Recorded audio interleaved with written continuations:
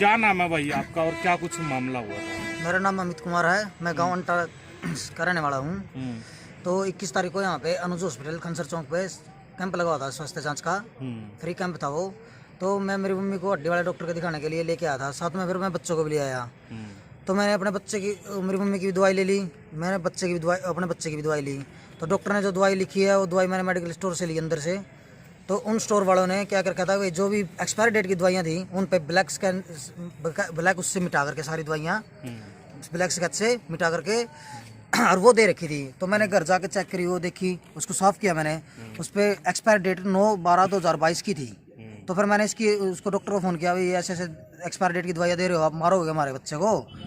तो फिर मैं बोला उसको, भाई मैं इसकी शिकायत सिविल हॉस्पिटल देने जा रहा हूँ। तो मेरे से पहले वो पहुँच गए वहाँ पे। उनके 20-25 आदमी थे वहाँ पे पहुँचे होते। मैंने डॉक्टर से भी मिला था, जयपाल चाइल्ड डॉक्टर हैं वहाँ पे, उनसे मिला था। उन्होंने कहा कि इसकी लिखित में दरखास्त नीचे 2 नंबर कमरे में दे दो। तो मैं इसकी दरखास्त लिखवाने के लिए बाहर जाने लगा। तभी उनके जो भी उनके गुंडे थे, पता नहीं मेरे उनके जो भी इकट्ठ आदमी आए वहाँ पे हॉस्पिटल के, उन्होंने मेरे को घेर लिया। वहाँ पे घेर कर मेरे से दवाइयाँ छीनी और वो मेरे को गाली गुड़िया दी, मेरे साथ मारपीट की और बोले कि जो तेरे से होता वो कर ले। इनके पहले भी कई मामले आ चुके हैं, पता लगा है। ये स्वास्थ्य के मान लो जनता के स्वास्थ्य के साथ खिलवाड़ कर रहा है। इसके ऊपर सख्त सख्त कार्रवाई होनी चाहिए।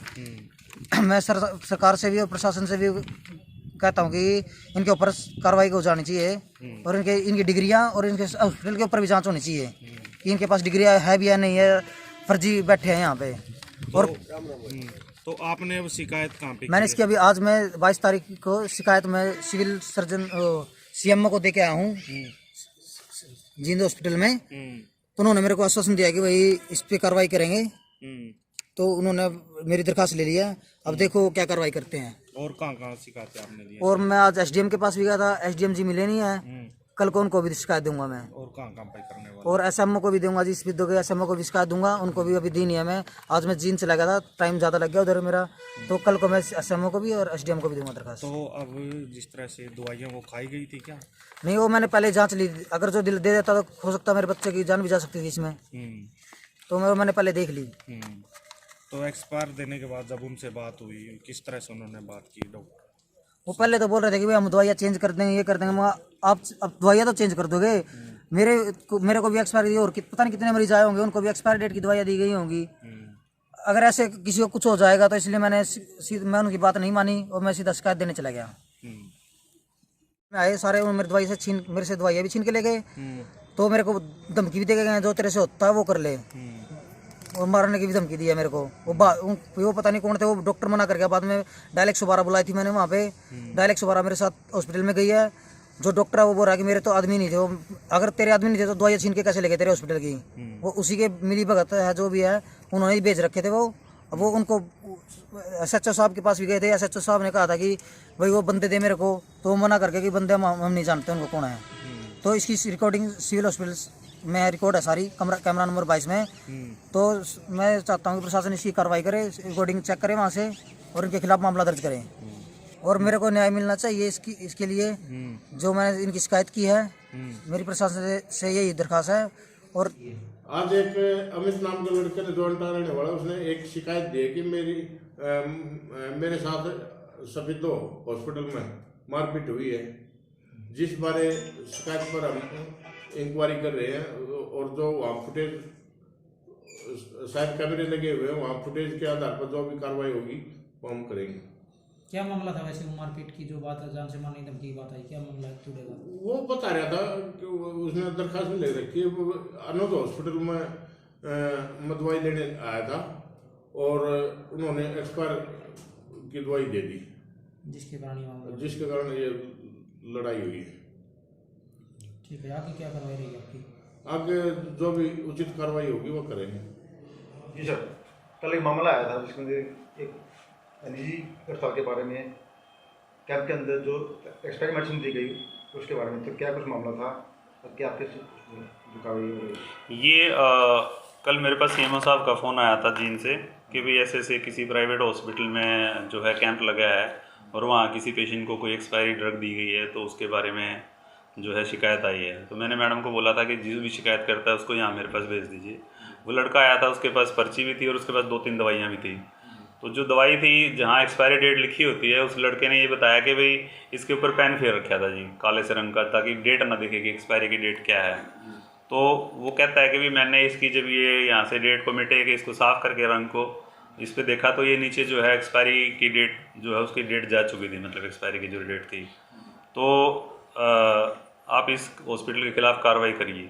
तो मैंने उसको ये बोला था कि बेटा एक रिटर्न में कंप्लेंट दे दे ऑफिस में, और जो ये ओपीडी स्लिप है इसकी फ़ोटोकॉपी दे दे, और जो दवाइयाँ जो तेरे पास हैं ये तू अपने पास रख ले, लेकिन इनकी फ़ोटो खींच ले, और इसकी इस मामले की इंक्वायरी करेंगे, और जो भी उसमें फिर आगे निष्कर्ष निकलेगा उसके हिसाब से जो भी हॉस्पिटल है उसके खिलाफ़ कार्रवाई की जाएगी।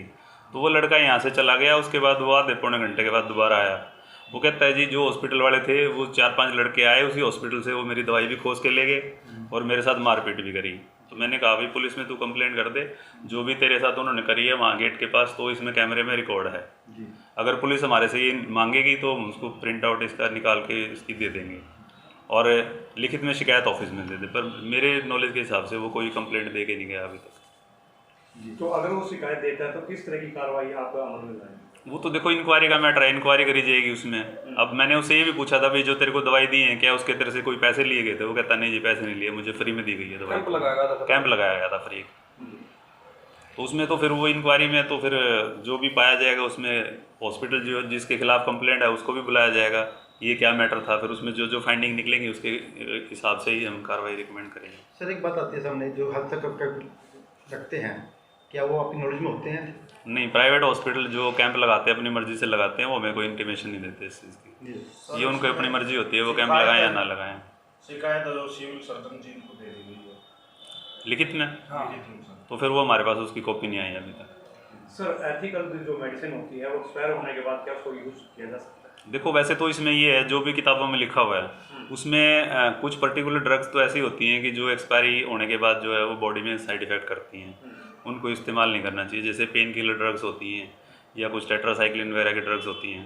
पर ज़्यादातर दवाइयाँ जो हैं एक्सपायर होने के बाद उनकी एफिकेसी कम हो जाती है, यानी कि वो असर कम करती हैं पर ज़्यादा नुकसान इतना ज़्यादा नहीं करती। यानी कब सिर्फ को लिया जा सकता है?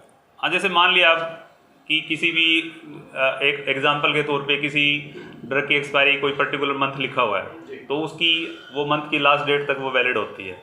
उसके बाद उसको हम नेक्स्ट मंथ जब शुरू होता है तो उसको हम एक्सपायर मान लेते हैं।